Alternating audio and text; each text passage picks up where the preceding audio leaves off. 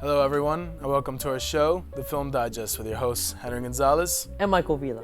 Today we'll be giving the scoop of what's new in Hollywood and what movies the Digest recommends to watch for the weekend. So, with that out of the way, let's start the show.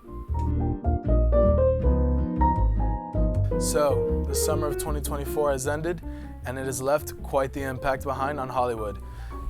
A long streak of blockbusters have kept audiences in theaters, and a massive coterie of soon-to-be cult classics have left the box office in complete, how can we put this? Rubble? Just complete... destruction. Just talking about Deadpool, Wolverine, and Inside Out 2, Disney's back, Yeah, exactly. They had a year where, everyone was looking at Disney like, man, they had lost their superiority in the movie industry. But this year, this summer alone, they're back. They just beat Universal Pictures. Every movie studio ever is just blown away now because of just their two summer blockbusters. And just those two blockbusters each made over $1 billion in the domestic box office, which is completely crazy.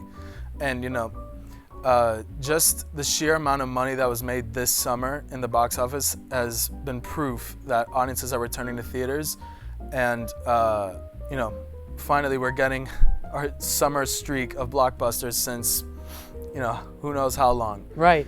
This is the biggest, revolutionary stage in theaters worldwide since Barbenheimer last year. Right, exactly. It also shows the success of sequels nowadays, honestly. Right. It's the only thing that can get people back to the theaters, and that's what movie studios are trying to do now. They're just relying on sequels to bring people back, like Deadpool Wolverine. It's the third installment of the Deadpool trilogy, or Inside Out 2. Literally a sequel. But what's been another trend that's been following theaters in the last month? Horror movies. We've been seeing a huge pattern in how horror movies are bringing fans of long-standing franchises and even new independent movies being made and produced by studios with lesser, brand recognition. And when it comes to these kind of movies like, Long Legs or what's it called again? Alien Romulus. Right, Alien Romulus is another huge franchise sequel that's bringing horror fans back to theaters. It's people that love to watch these horror films as we approach the fall season that are really raking in money for the box office, and it's bringing theaters back in a big way. So, maybe the extinction that we were all expecting for the theater experience is now just making a comeback and completely shattering all of our expectations. And horror movies have been an integral part of that since July. Right. And another thing I've noticed is that 80s movies have been making a remake more than ever now. They've always been remade and always come out successful, but this year specifically, like Beetlejuice, for example, is making records right now. And although it's not a horror movie per se, it's definitely in the realm of horror with Tim Burton's weirdness. But people are saying it's weird, but it's original, it's fresh. And I think that's what the horror genre is bringing to the industry is how fresh some of the stuff is. Like Alien Romulus, it's almost the sixth installment of the series, but it feels fresh. It takes a step back from the larger narrative that's going on. Right, exactly. And Long Legs, it's its own original movie, but it's in the sort of it feels like The Silence of the Lambs. Right. I've heard a lot of people compare those two movies, so it brings a lot of fresh feeling for the industry, and people are maybe going back because of that, not just because of sequels. Kind of refreshing audiences a bit. Right. And since last weekend's sequel to Beetlejuice, we've been seeing how all these movies are still making lots of money throughout theaters in America. But besides all that, with the horror films, it's probably because we're approaching the fall season and even Halloween. Some people are starting to return back to that kind of aesthetic in horror. With Halloween Horror Nights opening in Orlando, with just huge summer spots starting to set up for Halloween spots. I've seen like a Starbucks a couple weeks back, already putting cobwebs around their restaurant just to have that aesthetic come back. I think people are, hungry for that feeling of fear, and more than ever at this point, because I feel like audiences need that, that they need that new form of entertainment to that draws them in. They love being scared. It's their new thrill factor. And just this weekend we're gonna get another horror movie, Speak No Evil, which is which was produced by Blumhouse Productions, which is Blumhouse Pictures. And they've had a massive streak of great success in the horror industry, especially with big hits like Get Out or Us. Just a lot of movies out there that, brought that same refreshment that we're getting in the horror industry now, right? And we're also getting just a lot of different factors playing into this trend, this pattern that we're seeing coming back to light. And I think another thing that's a little underappreciated about horror movies, and maybe the reason why we see so many being made now, is just how cheap they are to be made, right? Like little studios like Blumhouse, for example, or A24, they're not so small now, but when they were starting out, they were pretty small.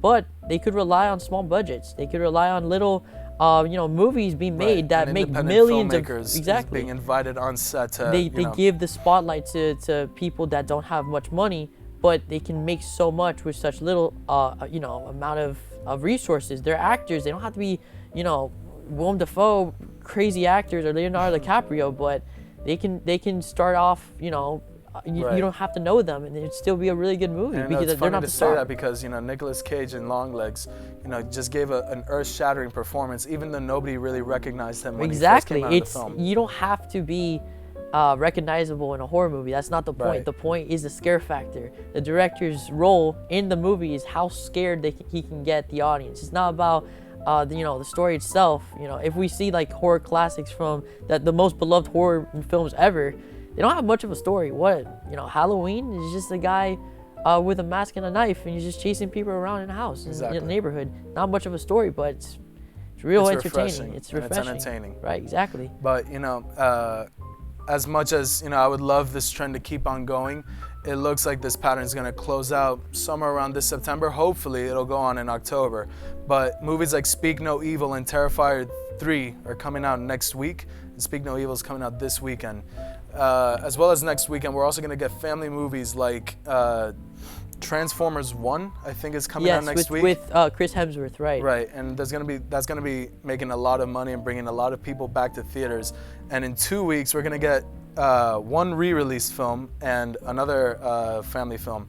Let's go over that re-release for a second there. Whiplash is coming back to theaters on September 21st for its 10-year anniversary. Wow. And one of my personal favorite movies. It's such a great film, and I'm so happy that it's coming back to theaters, especially after it's been recognized as some of the most acclaimed films to have come out in the 21st century. Right. And just great performances throughout, and it'll bring more people back to theaters, and it'll bring that excitement back to viewing those classics. And that's the beautiful thing about re-releases, is that I wasn't a film guy 10 years ago. I was basically in diapers, and now they get to bring a new audience to these amazing movies. It's like I never got the experience of seeing Whiplash in a grand theater where the director probably wanted you to watch it. And now that they're re-releasing it like 10 years later, exactly, that second chance. That second chance, exactly. It's the beautiful thing about re-releases. I've never not supported them, because it's just the best opportunity ever. Right, and then another movie coming out on the 21st is another family movie called The Wild Robot. That one, I forgot who's in it exactly, but that looks like a great film. That's going to be making families come back to theaters, as well as Transformers 1. And I think that's what families really need right now, is that since, there's no wrong thing with sequels, but I feel like, especially now. With like Inside Out 2 making a huge billion dollar lifetime box office rating in summer, and all these movies coming back in this past August and September. it just makes sense to want family movies to be released exactly. in September. And although the sequels are successful, they need more original ideas, right? Like animation studios have been recently like competing over if they should rely on their original stories or just rely on their their re-released sequels. And so far sequels have been winning. And it's a little disappointing, honestly, because for studios like Pixar, for example, you want to see that original factor. But for example, with new animated films like The Wild Robot, no one has ever seen a movie like that. It's a completely new concept, and although it's not going to be the craziest movie ever, maybe it will be, but it's something fresh. It's something to freshen up the movie industry, and you don't have to say, oh, it's the sequel of this, it's the part of this trilogy.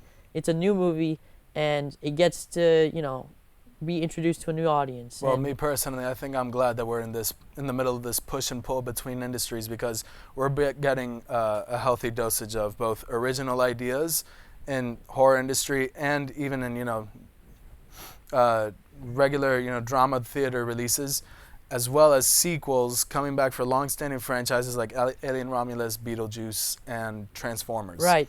Sequels, they can be great because they can show your favorite characters brought to life, but there's a delicate balance, and I feel like that's why we should step it back a little bit. Right. I personally, I'm an advocate for original stories, so I would want more original animated movies, for example, or but there's never something wrong with a remake of a beautiful 80s movie like Beetlejuice. Beetlejuice 2.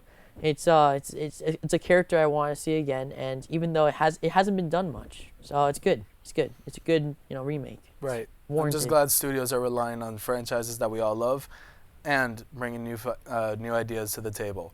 But there's one original idea that I've been looking forward to for a while, and I think most film fans could appreciate this. And I think most audience would appreciate this. Francis Ford Coppola, the director of huge hits like The Godfather and Apocalypse Now, just massive movies in the past, is coming out with his newest film that he's been developing for the last God knows how long, decades he's been at work with this. And it's a dystopian film set in the future about some crazy time convoluted plot. Looks fantastic, but reviews are getting a little bit mixed. But more on that in another episode. We're getting his sci-fi self-produced film, Megalopolis, which could be a huge hit or a big fail. But either way, we're getting great content from the master himself, Coppola, and that should be coming out September 27th. So 3 weeks from now, we'll be getting fresh additions to theaters, and we'll have a massive success out of September. I think that about covers it. Digest recommends a lot of things to watch this weekend, including long ago releases from franchises such as Beetlejuice and Alien and all sorts of movies, and go back to watching original ideas in theaters.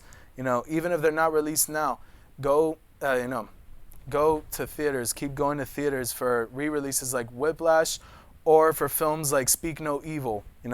Right. Follow the horror trend kind of, to the extent of September, and just keep in touch with the theaters as we've all been doing throughout summer. My name is Henry Gonzalez. And my name is Michael Vila. Thank you for tuning in with us, and we'll catch you up on Hollywood in the next episode.